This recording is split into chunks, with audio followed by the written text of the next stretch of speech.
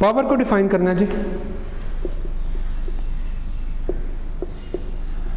Power basically किसी भी body में हम देखते हैं कि उसमें वर्क करने की कितनी सलाहियत है, कितनी तेज़ी से वो वर्क करता है, कि जिस तेज़ी से वर्क होगा हम कहेंगे उसकी पावर उतनी ही ज़्यादा है। मसलन अगर एक मोटर पंप जो है वो आपकी टैंकी को आधे घंटे में फिल कर रही है, आप उसको रिप्लेस करते हैं और नया पंप लगाते हैं, वो अगर 15 मिनट में टैंकी फिल कर दे तो हम कहेंगे ये नए पंप की जो पावर है वो ज़्यादा है।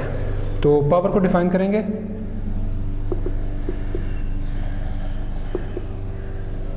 Rate of doing work is called power, और rate of consuming energy is also called as power. Work करने की रेट को, टाइम रेट है ये, टाइम रेट को हम पावर कहते हैं। तो वर्क ओवर टाइम या एनर्जी ओवर टाइम इसका फार्मूला है।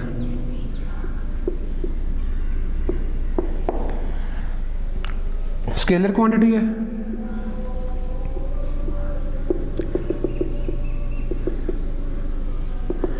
SI यूनिट वाट है, और 1 वाट को हम यूँ डिफाइन करेंगे 1 joule per second. It's mean if a body is doing work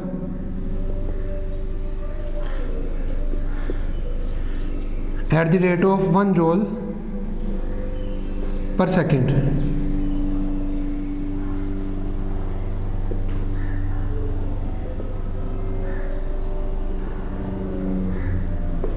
then its power is 1 watt. अगर कोई बॉडी 1 सेकंड में 1 जूल वर्क करे और इसी रेट से वर्क करे तो हम ये कहेंगे कि उसकी पावर जो है वो 1 वाट है। तो वाट इसका यूनिट है, और वाट की डेफिनेशन ये है। इसके बाद power of a moving body.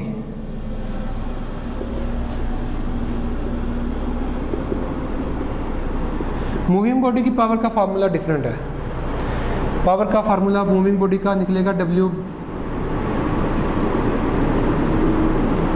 W/T formula हम अप्लाई करेंगे। ये पावर का फार्मूला आ गया। As we know that the formula of work is F.D।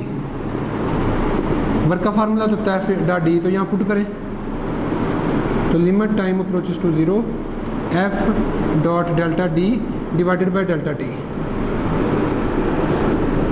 Limit time approaches to 0 F.ΔD by delta T. Delta D by delta T ये तो velocity का formula है।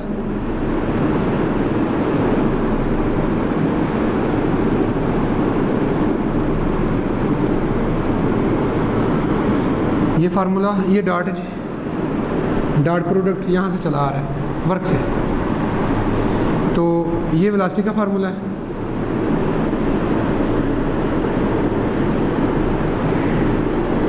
So it's mean power of a moving body can be defined as the dot product of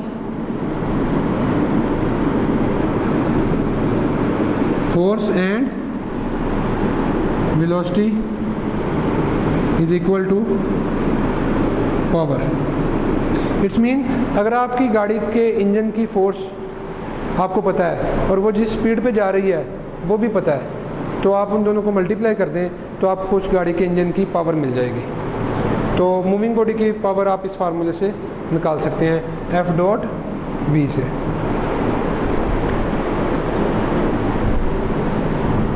dimensions रह गई, dimensions भी power की find कर लेते हैं। तो पावर की डायमेंशंस बराबर होंगी वर्क की डायमेंशंस डिवाइडेड बाय टाइम की डायमेंशंस। वर्क की डायमेंशंस हमने फाइंड की थी mL²T-2, और टाइम की T है, ये T भी ऊपर आके T इनवर्स हो जाएगा, तो इस तरह mL²T-3 are the dimensions of the power.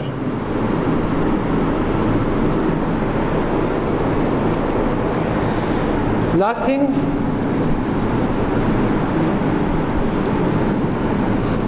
कि पावर के यूनिट से एनर्जी का भी एक यूनिट निकला है, उसे हम कहते हैं कमर्शियल यूनिट ऑफ एनर्जी।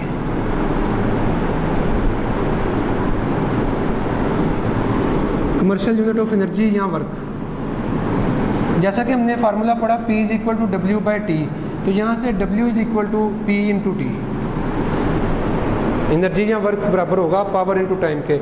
अगर आपके पास 1 किलोवाट पावर वाली कोई चीज़ है और आप उसको 1 घंटा यूज़ करते हैं, 1 किलोवाट वाली आपके पास आयरन है, 1 किलोवाट वाला AC है, आप उसको 1 घंटा इस्तेमाल करते हैं, तो उसके लिए जो एनर्जी का यूनिट है, कमर्शियल यूनिट, जिसमें हमें बिजली का बिल भी इसी यूनिट में आता है, तो वो यूनिट बन जाएगा किलोवाट आवर। यानी कि आपकी 1 किलोवाट 1000 वाट वाली चीज़ 1 घंटा चले तो वो एक बिजली का यूनिट यानी कि 1 किलोवाट आवर एनर्जी यूज़ करेगी। याद रखें, किलोवाट आवर पावर का यूनिट नहीं है, किलोवाट आवर एनर्जी का यूनिट है। लेकिन अगर खाली किलोवाट या वाट हो तो ये पावर का है, ये साथ आर लग गया मतलब टाइम से मल्टीप्लाई कर दिया, तो ये एनर्जी का यूनिट है। अगर आपके पास एक 100 वाट का बल्ब है और आप उसे 20 घंटे चलाते हैं तो किलोवाट आवर में वो एनर्जी आपने निकालनी है, तो वाट को किलोवाट में चेंज कर लें 1000 पे डिवाइड करके, और टाइम घंटों में रहने दें और उससे मल्टीप्लाई कर दें। 0.1 kilowatt multiply by 20 hours, it's mean 2 kilowatt hours आपने एनर्जी उस बल्ब ने यूज़ कर ली है, जिसकी पावर कितनी है 100 वाट। तो इसका मतलब है आप घर की सारी अप्लायंसेस की अगर आपको पावर्स का पता हो और ये पता हो वो कितनी कितनी देर चली हैं, जैसे फ़ैन की पावर आमतौर पे 80 वाट 100 वाट होती है, कई फैंस जो मतलब अच्छी वाइंडिंग नहीं होती वो 120 वाट्स भी लेते हैं। तो अगर आपको पावर्स का पता हो और ये पता हो कौन कौन सी चीज़ कितनी देर चल रही है, तो आप W is equal to PT formula apply करके आप किलोवाट आवर में पूरे महीने का बिल भी फाइंड कर सकते हैं अगर आपको 1 किलोवाट आवर बिजली के रेट का पता हो। जैसे ये 2 किलोवाट है ना, तो अगर रेट है जी 20 रुपीज़ पर यूनिट, तो 20 से इसको मल्टीप्लाई कर दें, इसका मतलब है 40 किलोवाट आवर या 40 यूनिट आपने बिजली के इस्तेमाल कर ली हैं अगर आपने 100 वाट का बल्ब जो है 20 घंटे चलाया है। तो इसका मतलब है कि किलोवाट आवर जो है ये पावर का कमर्शियल यूनिट है, और इसमें कितने जूल होंगे ये देखना हमने।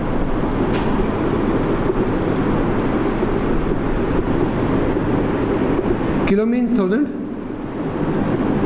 वाट मीन्स जूल पर सेकंड, और 1 घंटे में होते हैं 3600 सेकंड्स, 60/60 सेकंड से कैंसिल, तो ये आपके पास आ जाएगा 3600 multiply by 10 power 3, 3.6 into 10 power 3 ये और 3 ये 6,